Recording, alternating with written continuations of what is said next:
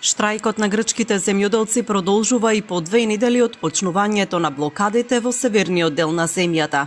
Викендов во одредени периоди повторно ќе бидат затворени и граничните премини Евзони Богородица и Ники Меджитлија на македонско-грчката граница. Времето во кое не се пропуштаат возила останува исто, од 12 до 16 и од 18 до 22 часот по грчко време. На Богородица протестите се одваат без проблеми. До сега не е забележано да се создаде гужва на преминот. Штрајкот е најавен, а трае веќе и долго време, па нема ниту возила од соседните земји.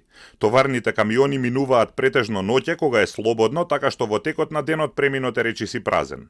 Велат од граничниот премин Богородица. Вчера околу 3 часа се блокираше и пристаништето во Солун. Во знак на револт пред 2 дена блокади се поставија и на пристаништето во Лос. На блокадите се повеќе се придружуваат млади луѓе, но и цели семејства. Земјоделците велат дека наместо да се намалува интензитетот, протестите може да ескалираат. Во меѓувреме пак се одржуваат состаноци помеѓу представници на грчката влада и земјоделските здруженија.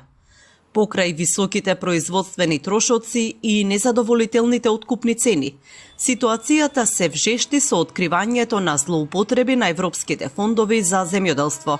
Откриени се случаи на нелегално давање субвенции, при што обвинети се сметководители, адвокати и земјоделци.